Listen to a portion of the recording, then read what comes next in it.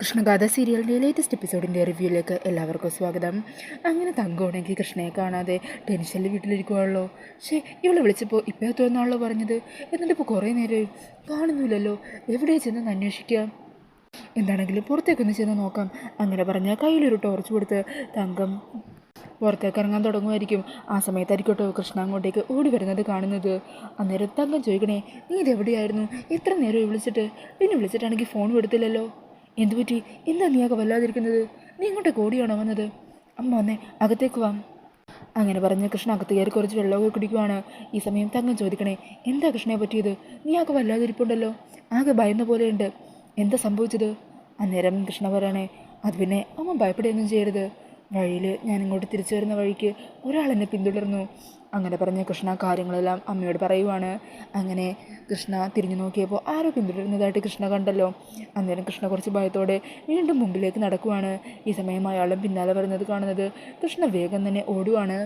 അങ്ങനെ അയാളും പിന്നാലെ ഓടുവാണ് കേട്ടോ. കയ്യിലൊരു അരിവാളും അയാൾ പിടിച്ചിട്ടുണ്ടാവും.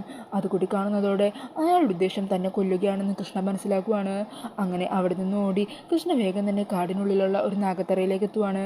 അങ്ങനെ നാഗഭഗവാനെ കാണുന്നതും കൃഷ്ണ അങ്ങോട്ടേക്ക് ഓടിച്ചെന്ന് ഭഗവാന് മുമ്പിൽ കരഞ്ഞപേക്ഷിക്കണേ, ഭഗവാനെ എന്നെ രക്ഷിക്കണേ, ആരും എന്നെ കൊല്ലാൻ വരുവാണ്, നീയല്ലാതെ എനിക്ക് വേറെ ആരുമില്ല അഭയം എന്നും പറഞ്ഞ് കൃഷ്ണ ഭഗവാന് മുമ്പിൽ കൈകൾ കൂപ്പി തൊഴുത് പ്രാർത്ഥിക്കുവാണ്.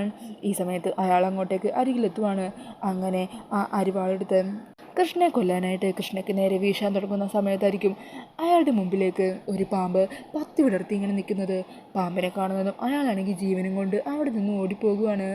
ഈ സമയം ഭഗവാന് നന്ദി പറയുവാണ്ട് കൃഷ്ണ. അങ്ങനെ ആ പാമ്പ് അവിടെ നിന്നും എഴിഞ്ഞു പോകുന്നുമുണ്ട്. ഈ സമയം ഇതെല്ലാം കേട്ടിട്ട് ഞെട്ടിലോട് കൂടി നിൽക്കുവാണ് തങ്കം. ഈശ്വര, ഈ നാട്ടിലേക്ക് വന്നിട്ടും ഒരു സ്വസ്ഥതയില്ലല്ലോ. ഇവിടെ നിന്നെ കൊല്ലാനായിട്ട് ആൾക്കാർ വരുവാണല്ലോ. എവിടെ ചെന്നാലും നിൻ്റെ അവസ്ഥ ഇത് തന്നെയാണല്ലോ മോളെ. ആർക്കാ എൻ്റെ മോളുടെ ജീവൻ എടുക്കാനായിട്ട് ഇത്രയ്ക്ക് ധൃതി? അല്ല മോളെ, അന്ന് ഈ നാട്ടിൽ വന്ന സമയത്ത് തന്നെ നിന്നെ ഉപദ്രവിക്കാനായിട്ടൊരുത്തം വന്നില്ലേ? എന്താ അവൻ്റെ പേര്? ഇനി അവനെങ്ങാനുമാണോ? ഏയ്, അയാളല്ല, അത് സെൽവമാണ്. സെൽവത്തിൻ്റെ രൂപം എൻ്റെ മനസ്സിലുണ്ട്. ഇത് അയാളല്ല, മറ്റാരോ ആണ്. പിന്നാരാ നിനക്ക് ഈ നാട്ടിലെ ശത്രുവായിട്ടുള്ളത്? അങ്ങനെ ശത്രുക്കളായിട്ട് ഇവിടെ ആരുണ്ടാവാനമ്മേ? മിക്കവാറും ആ സെൽവൻ ഏർപ്പാടാക്കി ആരെങ്കിലും ആയിരിക്കും. ഇനി നമ്മൾ എന്ത് ചെയ്യും മോളെ? ഇനി എങ്ങോട്ട് പോകും? അമ്മ പേടിക്കാതിരിക്കും. കൃത്യസമയത്ത് ഭഗവാന്റെ മുമ്പിൽ തന്നെ എത്തിച്ചല്ലോ. ആ നാഗദൈവങ്ങൾ തന്നെ എൻ്റെ രക്ഷയ്ക്ക് വന്നില്ലേ? അമ്മ ഭയപ്പെടാനൊന്നും വേണ്ട. നാഗദൈവങ്ങൾ എൻ്റെ കൂടെയുണ്ട്, ഒരാപത്തിലും. അതുകൊണ്ട് തന്നെ നമ്മളെ ഒന്നും ചെയ്യാനായിട്ട് പറ്റില്ല. അമ്മ ധൈര്യത്തോടെ ഇരിക്കുക. എന്തോന്നാലും നേരിട്ടല്ലേ പറ്റുള്ളൂ. അങ്ങനെ തങ്കത്തെ പറഞ്ഞ് സമാധാനിപ്പിച്ച് കൃഷ്ണാകത്തേക്ക് കൊണ്ടുപോകുവാണ്. പിന്നീട് കാണിക്കുന്നത് അടുത്ത ദിവസം രാവിലെ വീടിന് മുറ്റത്തിരുന്ന് പത്രം വായിച്ചുകൊണ്ടിരിക്കുന്ന മൂർത്തിനെയാണ് കേട്ടോ. ഈ സമയം മൂർത്തിയുടെ ഫോണിലേക്ക് ആരോ വിളിക്കുവാണ്. അയാളുടെ കോള് കാണുന്നതും മൂർത്തി അനിയനോ മറ്റോ ഇല്ല എന്ന് ഉറപ്പാക്കിയിട്ട് പുറത്തേക്ക് കുറച്ച് മാറി ഇറങ്ങി സംസാരിക്കുവാണ്. അന്ന് മൂർത്തിയോട് സംസാരിച്ച ആ നിഗൂഢതയുള്ള ഒരാൾ തന്നെയാണ് കേട്ടോ ഇപ്പോഴും സംസാരിക്കുന്നത്. അയാളുടെ കഴുത്തിലായിട്ടൊരു പാമ്പിൻ്റെ രൂപം പച്ചകുത്തിയിട്ടൊക്കെ ഉണ്ടായിരിക്കും. അങ്ങനെ അയാൾ മൂർത്തിയോട് സംസാരിക്കുവാൻ. ഈ നാട്ടിൽ ശ്രീനിവാസന് തുണിയായിട്ട് മറ്റൊരു പെൺകുട്ടിയും സഹായത്തിനെത്തിയിട്ടുണ്ടല്ലേ? ആ അതെ, ആ പ്രോപ്പർട്ടിയുടെ കാര്യമൊക്കെ അവളാണ് ഡീൽ ചെയ്യുന്നത്. അവളെ ആണെങ്കിൽ അനിയൻ സാറിന് ഭയങ്കര വിശ്വാസവുമാണ്. അവളെക്കുറിച്ച് ഞാൻ അറിഞ്ഞതാ. അവളില്ലാതാക്കാനായിട്ടൊരു ശ്രമവും നടത്തിയതാ, പക്ഷേ അത് പാളിപ്പോയി. എന്താ പറയുന്നത്? ചില കാര്യങ്ങൾ തന്നോട് പറയാതെയും എനിക്ക് നടത്തേണ്ടി വരുമല്ലോ.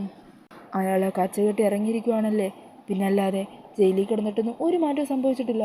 കൂടുതൽ വേറും വാശിയും കൂടിയിട്ടേ ഉള്ളൂ. അയാൾ എനിക്ക് വീണ്ടും ഒരു അപകടമായിട്ട് വളർന്നു കഴിഞ്ഞാൽ എനിക്ക് ചില കടുത്ത നിലപാടുകൾ തന്നെ എടുക്കേണ്ടി വരും. താൻ അയാളുടെ കൂടെ തന്നെ നടക്കുമല്ലേ വിശ്വസ്തനായിട്ട്? അതെന്നും കാത്തു പരിപാലിക്കണം. കൂടെ ഒരാൾ നമുക്ക് സപ്പോർട്ടായിട്ടുള്ളത് എന്തുകൊണ്ടും നല്ലതാണല്ലോ. കൂടെ നടക്കുന്ന സമയത്ത് അയാളുടെ ജീവൻ എടുക്കാൻ തനിക്ക് നോക്കിക്കൂടെ? അതിന് ഞാൻ ശ്രമിക്കുന്നുണ്ട്. പറ്റിയ അവസരം വന്നാൽ ഞാൻ നോക്കിയും കണ്ടും ചെയ്തോളാം. ശ്രീനിവാസിൻ്റെ ജീവൻ എടുക്കുന്നത് ആരാണെങ്കിലും അയാൾക്ക് ഞാനൊരു വലിയ പ്രതിഫലം തന്നെ കരുതി വെച്ചിട്ടുണ്ട്. അത് മൂർത്തി സ്വന്തമാക്കുകയാണെങ്കിൽ എനിക്ക് കൂടുതൽ സന്തോഷം. എന്നാൽ ശരി. അങ്ങനെ പറഞ്ഞ ഫോൺ കട്ട് ചെയ്യുവാണ്. അങ്ങനെ ശ്രീനിവാസനെയും സത്താനും തമ്മിൽ തെറ്റിച്ച് ശ്രീനിവാസനെ ഈ ഭൂമിയിൽ നിന്ന് തന്നെ ഇല്ലാതാക്കാൻ പ്ലാൻ ചെയ്യുന്ന തരത്തിൽ മറിഞ്ഞിരിക്കുന്ന ഒരു ശത്രു തന്നെ ശ്രീനിവാസൻ്റെ പുറകിലുണ്ട് കേട്ടോ. പിന്നീട് കാണിക്കുന്നത് കൃഷ്ണയും മോളിക്കുട്ടിയും കൂടി അനിയൻ സാറിനെ കാത്തു നിൽക്കുവാണ്. എന്നാലും എന്തിനായിരിക്കും അനിയൻ സാർ കാണണമെന്ന് പറഞ്ഞത് കൃഷ്ണനെ? ആ സമയം കൃഷ്ണ പറയണേ, അനിയൻ സാറിൻ്റെ പ്രോപ്പർട്ടി നവീൻ വാങ്ങാമെന്ന് പറഞ്ഞല്ലോ. അപ്പോൾ അതിൻ്റെ എന്തെങ്കിലും ഡീറ്റെയിൽസോ മറ്റോ പറയാനോ അതിനെക്കുറിച്ച് സംസാരിക്കാനോ ആയിരിക്കും. അങ്ങനെ അവർ സംസാരിച്ച് നിൽക്കുന്ന സമയത്ത് തന്നെ ശ്രീനിവാസ് അവിടെ എത്തുവാണ്. അന്നേരം ശ്രീനിവാസൻ കൃഷ്ണയോട് ചോദിക്കണേ, അല്ല മോളെ, നമ്മുടെ പ്രോപ്പർട്ടിയുടെ കച്ചവടമൊക്കെ ആയല്ലോ, ഇനി മോളുടെ കമ്മീഷൻ എത്രയാ? മോൾക്ക് എത്ര രൂപയാണ് വേണ്ടത്? അത് പറയാം. എനിക്ക് കമ്മീഷൻ്റെ കാര്യത്തിലും സ്ഥലം വിൽപ്പനയുടെ കാര്യത്തിലൊന്നും അധികം വലിയ മുൻപരിചയമൊന്നുമില്ലെന്നറിയാലോ. മോൾക്ക് ഈ കാര്യത്തിലൊക്കെ മുൻപരിചയമുള്ളതല്ലേ. അതുകൊണ്ട് മോൾ എത്രയാണെന്ന് വെച്ചാൽ പറഞ്ഞോ, അത് എത്രയാണെങ്കിലും തരാൻ എനിക്കൊരു മടിയില്ല. അന്നേരം കൃഷ്ണ പറയണേ, അയ്യോ സാറേ, അതൊന്നും വേണ്ട. ഞാനിതിനു മുമ്പ് ഇതുപോലെ ചെറിയ രീതിയിൽ ചില വസ്തു കച്ചവടമൊക്കെ ഞങ്ങളുടെ നാട്ടിൽ നടത്തിയിട്ടുണ്ടെന്നുള്ള നേരാ. അന്നൊക്കെ ചെറിയൊരു കമ്മീഷൻ തുക വാങ്ങിയിട്ടുണ്ട്. പക്ഷേ സാറിൻ്റെ ഇന്ന് ഞാനൊന്നും വാങ്ങില്ല. അതെന്താ? അങ്ങനെയൊന്നും നോക്കേണ്ട കാര്യമില്ല, നീ ധൈര്യമായിട്ട് പറഞ്ഞോ. അന്നേരം മോളിക്കുട്ടിയും പറയണേ, സാർ ഇത്ര സ്നേഹത്തോട് പറയുന്നതല്ലേ, നിനക്ക് വാങ്ങിക്കൂടെ? ഈ സമയം കൃഷ്ണ പറയണേ, അങ്ങനെയല്ല സാർ, ഞാൻ ഈ നാട്ടിൽ ആദ്യമായിട്ട് വന്നപ്പോൾ തന്നെ ഒരു വലിയ പ്രശ്നമുണ്ടായി. അന്നെന്നെ രക്ഷിച്ചത് സാറാണ്. അന്ന് മുതൽ ഞാൻ സാറിനെ ഒരു രക്ഷിതാവായ കണ്ടത്. എൻ്റെ അച്ഛൻ്റെ സ്ഥാനത്ത് തന്നെയാണ് സാറിനെ കണ്ടത്. അങ്ങനെയുള്ളപ്പോൾ ഞാൻ എങ്ങനെയാണ് എൻ്റെ അച്ഛൻ്റെ പ്രോപ്പർട്ടി വിറ്റതിന് കമ്മീഷൻ വാങ്ങുന്നത്? അങ്ങനെ വാങ്ങുന്നത് ശരിയാണോ? സാറ് തന്നെ പറ.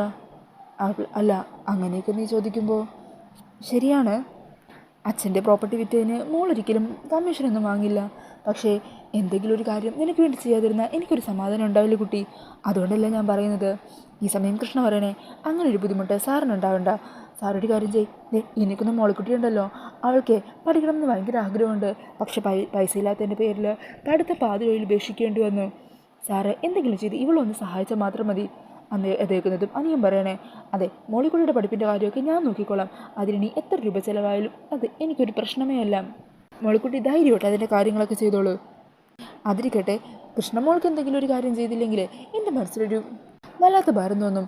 ഒരു കാര്യം ചെയ്യ്, അച്ഛൻ്റെ സ്ഥാനത്താണ് എന്നെ കാണുന്നതെന്നല്ലേ പറഞ്ഞത്. അപ്പോൾ അച്ഛൻ്റെ സ്ഥാനത്ത് നിന്ന് തന്നെ ഒരു കാര്യം അവകാശത്തോടെ ഞാൻ പറയുവാണ്, അത് മോള് നിരസിക്കാൻ പാടില്ല. മറ്റൊന്നുമല്ല, മോളി ലോട്ടറി കച്ചവടവുമായിട്ട് എല്ലാ ദിവസവും ഇങ്ങനെ അലയുവാണല്ലോ. ആലച്ചിലങ്ങ് മാറ്റിയേക്കാം. അതിന് പകരം ഒരു ലോട്ടറി ഏജൻസി തന്നെ നമുക്ക് തുടങ്ങാം. എൻ്റെ ഒരു പ്രോപ്പർട്ടി കൊണ്ട് ഇവിടെ ഒരു ചെറിയ ഷോപ്പ്, ഒരു കടമുറി ഒഴിഞ്ഞു കിടപ്പുണ്ട്. ആ കടമുറിയിൽ മോള് ഉടനെ തന്നെ ലോട്ടറി ഏജൻസി സ്റ്റാർട്ട് ചെയ്തോളൂ. അതാവുമ്പോൾ അലച്ചിലില്ലല്ലോ. അയ്യോ, അതൊന്നും വേണ്ട സാർ. ഇതേ കണ്ടില്ലേ, എന്നെ അച്ഛൻ്റെ സ്ഥാനത്താണ് കാണുന്നതെന്ന് പറഞ്ഞിട്ട് പിന്നെ ഈ ഒരു കാര്യം സമ്മതിച്ചാൽ എന്താ? ഈ സമയം മോളിക്കുട്ടിയും പറയണേ, അതൊരു നല്ല കാര്യമല്ലേ അനീ സാർ പറഞ്ഞത്. നിനക്കപ്പോൾ ലോട്ടറി കച്ചവടത്തിൻ്റെ പേരിൽ അലയിക്കുകയും വേണ്ടല്ലോ, ആ സ്ഥലത്തേരി ഇരുന്നാൽ പോരെ. സമ്മതിക്കുക കൃഷ്ണേ. അങ്ങനെ വേറെ വഴിയില്ലാതെ കൃഷ്ണ സമ്മതിക്കുവാണ് കേട്ടോ. അന്നേരം അനിയൻ പറയണേ, അങ്ങനെയാണെങ്കിൽ മോൾ അടുത്ത ദിവസം തന്നെ വന്ന് കടയൊക്കെ കാണുക. എന്നിട്ട് നമുക്ക് അവിടെ ഉടനെ തന്നെ ഏജൻസി തുടങ്ങുന്നതിന് വേണ്ടിയിട്ടുള്ള കാര്യങ്ങളൊക്കെ ചെയ്യാം. അങ്ങനെ പറഞ്ഞ് ശ്രീനിവാസ് അവിടെ നിന്നും പോകുവാണ്. പിന്നീട് കാണിക്കുന്നത് റൂമിലെ ടെൻഷനോട് കൂടി നിൽക്കുന്ന ഗാഥേനെയാണ് കേട്ടോ. ഈ സമയം സിത്താര അങ്ങോട്ടേക്ക് വരിക. മോളെ, എന്തു പറ്റി? എന്താ നീ ഇങ്ങനെ ആലോചിച്ച് നിൽക്കുന്നത്? മമ്മി, മറ്റൊന്നുമല്ല, നവീനെ ഞാൻ ഒത്തിരി അധികം സ്നേഹിക്കുന്നുണ്ട്. നവീൻ്റെ നല്ല ഭാര്യയാണെന്നൊക്കെ എനിക്ക് ആഗ്രഹമുണ്ട്. പക്ഷേ എന്നെക്കൊണ്ട് പറ്റുന്നില്ല മമ്മി. എന്നെക്കൊണ്ട് നവീൻ ഇഷ്ടപ്പെടുന്ന രീതിയിൽ പെരുമാറാൻ പറ്റുന്നില്ല. എനിക്കൊരിക്കലും നവീൻ്റെ ഭാര്യയായിട്ട് ജീവിക്കാൻ പറ്റില്ലേ. ഈ ദാമ്പത്യ ജീവിതമൊന്നും എനിക്ക് വിധിച്ചിട്ടില്ലെന്നാണ് തോന്നുന്നത്. മോളെ, നീ ഇങ്ങനെ തളരല്ലേ. നവീനും അയാളെ കുടുംബം ആഗ്രഹിക്കുന്ന രീതിയിൽ നിനക്ക് മാറിയെടുക്കാൻ പറ്റും. കൃഷ്ണയെക്കുറിച്ച് പറയുന്നുണ്ടല്ലോ, നവീൻ്റെ മനസ്സിൽ എപ്പോഴും കൃഷ്ണയാണെന്ന് നീ പറയുന്നില്ലേ. മമ്മി വേണ്ട, അവളുടെ കാര്യമൊന്നും പറയണ്ട. ഞാനൊന്ന് പറയട്ടെ മോളെ. അവളങ്ങനെ വലിയ അത്ഭുത പ്രവൃത്തി കാണിച്ചിട്ടൊന്നുമല്ല അവിടെയുള്ള എല്ലാവരുടെയും മനസ്സ് കീഴടക്കിയത്. വളരെ നിഷ്കളങ്കമായിട്ടുള്ള സ്വഭാവം, ആരോടും വഴക്കോ ബഹളോ ഒന്നും ഉണ്ടാക്കാത്ത അവളുടെ ശാന്തമായിട്ടുള്ള സ്വഭാവം, അത് തന്നെയാണ് ആ വീട്ടിലുള്ള എല്ലാവരെയും ആകർഷിച്ചത്. മോള് വിചാരിച്ചാലും അതുപോലെ പെരുമാറാൻ പറ്റും. കൃഷ്ണയെപ്പോലെ ആകാനല്ല മമ്മി പറയുന്നത്. നവീനും നവീൻ്റെ കുടുംബക്കാർക്കും ഇഷ്ടപ്പെടുന്ന രീതിയിൽ നിൻ്റെ സ്വഭാവത്തെ നീ ഒന്ന് മാറ്റിയെടുക്കുക, അത്രേ ഉള്ളൂ. നവീന് വേണ്ടി അത് നിനക്ക് ചെയ്യാൻ പറ്റില്ലേ? പറ്റും, നീ മമ്മിക്ക് ഉറപ്പുണ്ട്. ഞാൻ ശ്രമിച്ചോളാം മമ്മി. എന്താണെങ്കിലും നവീൻ എനിക്ക് വേണം. അതിനുവേണ്ടി എങ്ങനെ മാറാനും ഞാൻ തയ്യാറാണ്. അന്നേരം സിത്താര പറയുന്നുണ്ട്, ആ മോളെ, നമുക്ക് നാളെ ഒരു നാഗക്ഷേത്രത്തിലേക്ക് പോകണം. നാഗക്ഷേത്രത്തിലോ? ഇനിയും എന്തിനാ നാഗക്ഷേത്രത്തിലേക്ക് പോകുന്നത്? മോളെ, നിൻ്റെ പേടിയും ഭയമൊക്കെ മാറണ്ടേ? നീ ആഗ്രഹിക്കുന്നത് പോലെ നവീൻ്റെ ഒപ്പം നിനക്ക് സമാധാനത്തോടെ ഒരു ജീവിതം വേണ്ടേ? അതിന് വേണ്ടിയിട്ടാണ്. കുറച്ച് ദൂരെയാണ് നാഗക്ഷേത്രം. നമുക്ക് അവിടെ പോയി വഴിപാടുകളൊക്കെ കഴിക്കാം. അതോടെ നിൻ്റെ ഈ ഭയമൊക്കെ മാറും തന്നെ എൻ്റെ മനസ്സ് പറയുന്നത്. നീ എന്നാൽ പോകാനായിട്ട് റെഡി ആയിക്കോ. പിന്നീട് കാണിക്കുന്നത് വീട്ടിൽ തിരിച്ചെത്തിയ കൃഷ്ണ തങ്കത്തോട് ശ്രീനിവാസൻ പറഞ്ഞ കാര്യങ്ങളൊക്കെ പറയുവാണ്. അത് കേട്ടിട്ട് തങ്കത്തിന് ഒത്തിരി സന്തോഷമാകുവാണ്. അത് നല്ലൊരു കാര്യം തന്നെയാണ് മോളെ. അപ്പം നിൻ്റെ അലച്ചിലേക്ക് ഒഴിവാക്കി കിട്ടുമല്ലോ. ദൈവമായിട്ട് അങ്ങനെ ഒരു കാര്യം ആ സാറിനെ കൊണ്ട് പറയിപ്പിച്ചത്. അന്നേരം കൃഷ്ണ പറയണേ, പക്ഷേ എൻ്റെ മനസ്സിലെന്തോ വല്ലാത്തൊരു കുറ്റബോധം പോലെ. സാറിൻ്റെ പ്രോപ്പർട്ടി വിറ്റതിന് ഇതുവരെ കണക്കിൽ കൂലി വാങ്ങുന്നത് പോലെ ആയില്ലേ? അത് കേൾക്കുന്നതും തങ്കം ചോദിക്കണേ, അല്ല, നീ എങ്ങനെയാണ് അനിയൻ സാറിനെ നിൻ്റെ മനസ്സിൽ കാണുന്നത്? അത് എൻ്റെ മനസ്സിൽ ഒരച്ഛൻ്റെ സ്ഥാനം അനിയൻ സാറിനുള്ളത്. അങ്ങനെയുള്ളപ്പോൾ പിന്നെ എന്താ പ്രശ്നം?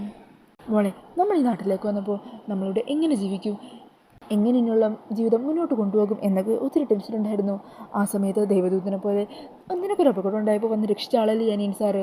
നിന്നെ ഇപ്പോൾ നെഞ്ചോട് ചേർത്ത് പിടിച്ച് നിർത്തുന്നില്ലേ? നമ്മുടെ ജീവിതത്തിലെ പ്രശ്നങ്ങളൊക്കെ മാറ്റാൻ ദൈവം വെച്ച ഒരു രക്ഷകനായിട്ടാണ് എനിക്ക് തോന്നുന്നത്. അതുകൊണ്ട് നീ വെറുതെ ആവശ്യമില്ലാത്ത കാര്യങ്ങളൊന്നും ചിന്തിക്കണ്ട. നമുക്കെന്താണെങ്കിലും ഇന്നൊന്ന് നാഗക്ഷേത്രത്തിലേക്ക് പോകാം. അവിടെ ചെന്ന് ഭഗവാനോട് മനസ്സറിഞ്ഞൊന്ന് പ്രാർത്ഥിക്കണം. ചെറിയ രീതിയിലാണെങ്കിലും ഒരു ഉയർച്ച നമ്മുടെ ജീവിതത്തിൽ വന്നതല്ലേ, അതിന് ഭഗവാനോട് നന്ദി പറയണം. നല്ലൊരു സമയവും കുറിക്കണം. നിനക്ക് ഇത്ര വലിയ സഹായങ്ങളൊക്കെ ചെയ്തിട്ടും ആ അനിയൻ സാറിനെ എനിക്കൊന്നും കാണാൻ പറ്റിയില്ലല്ലോ. അന്നേരം കൃഷ്ണ പറയണേ, അതോർത്ത് അമ്മ വിഷമിക്കണ്ട. എന്താണെങ്കിലും ലോട്ടറി ഏജൻസിയുടെ ഉദ്ഘാടനത്തിന് അനിയൻ സാറ് മുമ്പിൽ തന്നെ ഉണ്ടാകുമല്ലോ, അമ്മ ഉണ്ടാകില്ലേ? അപ്പോൾ നമുക്ക് നേരിട്ട് തന്നെ കണ്ടു കളയാം. എന്താണെങ്കിലും ഇപ്പം അമ്മ പറഞ്ഞതുപോലെ അമ്പലത്തിലേക്ക് പോകാൻ റെഡിയാകാം.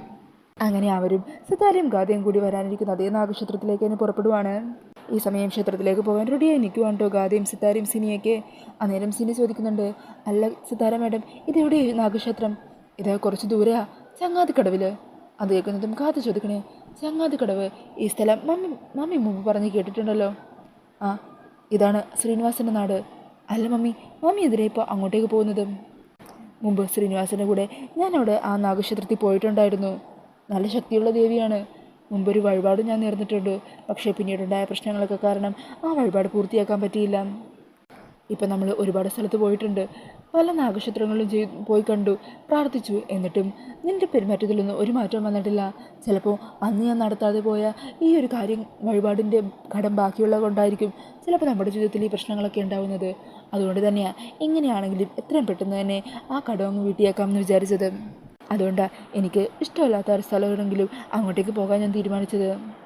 അല്ല അപ്പോൾ അയാളുടെ ബന്ധുക്കളൊക്കെ അവിടെ ഉണ്ടാവില്ലേ? ശ്രീനിവാസൻ അങ്ങനെ അവിടെ പറയത്തക്ക ബന്ധുക്കളൊന്നുമില്ല. ഒരു സഹോദരി മാത്രമേ ഉള്ളൂ. അവരുടെ ഭർത്താവും മോനൊക്കെ മുംബൈയിലോ മറ്റുമാണ്. അവർ ചിലപ്പോൾ മുംബൈ പോയിട്ടുണ്ടാവും. ഇനി അഥവാ അവരുണ്ടെങ്കിൽ തന്നെ അവരെ ഫേസ് ചെയ്യാൻ എനിക്കൊരു ബുദ്ധിമുട്ടുമില്ല. അവരുണ്ടാവട്ടെ നമുക്ക് പറയാനുള്ളതൊക്കെ അവരുടെ മുഖത്ത് നോക്കി തന്നെ പറയണം. അന്നേരം സിത്താര പറയണേ, മോളെ നമ്മൾ പോകുന്നത് അമ്പലത്തിലേക്കാണ്.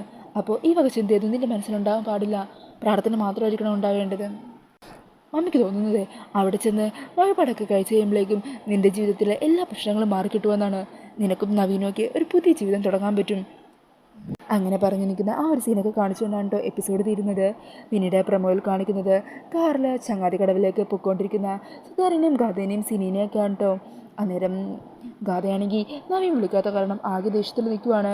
ഈ സമയം സിനി പറയുന്നുണ്ട്, മാഡം ഇപ്പോൾ സിത്താര മാമിൻ്റെ ഒപ്പമല്ലേ, അപ്പോൾ മാഡം അമ്മക്കൊപ്പം ഇരുന്ന് മൈൻഡൊക്കെ ഒന്ന് റിഫ്രഷ് ആയിട്ട് തിരിച്ച് ചെല്ലുമ്പോൾ മാഡത്തെ സ്വീകരിക്കാൻ വേണ്ടിയിട്ടായിരിക്കും നവീൻ നിൽക്കുന്നത്. അത് കേട്ടിട്ട് ഗാഥ സിനിയോട് പൊട്ടിത്തെറിക്കണേ.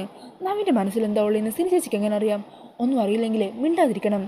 അത് കേൾക്കുന്നതും സിതാര പറയണേ, മോളെ എന്താ ഇത്? ആദ്യം നിൻ്റെ മുൻകോപം ഒന്ന് മാറ്റിവെക്ക്.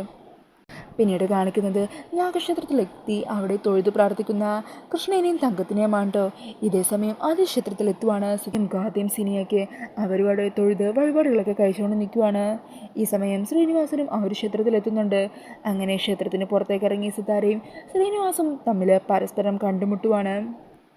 അങ്ങനെ പരസ്പരം മുഖത്തോട് മുഖം നോക്കി ശ്രീനിവാസനെ കണ്ടതും ആകെ ദേഷ്യത്തിൽ കാലുകളിൽ നിൽക്കുന്ന സിത്താരനെയാണ് കേട്ടോ പ്രൊമോയിൽ കാണിക്കുന്നത്.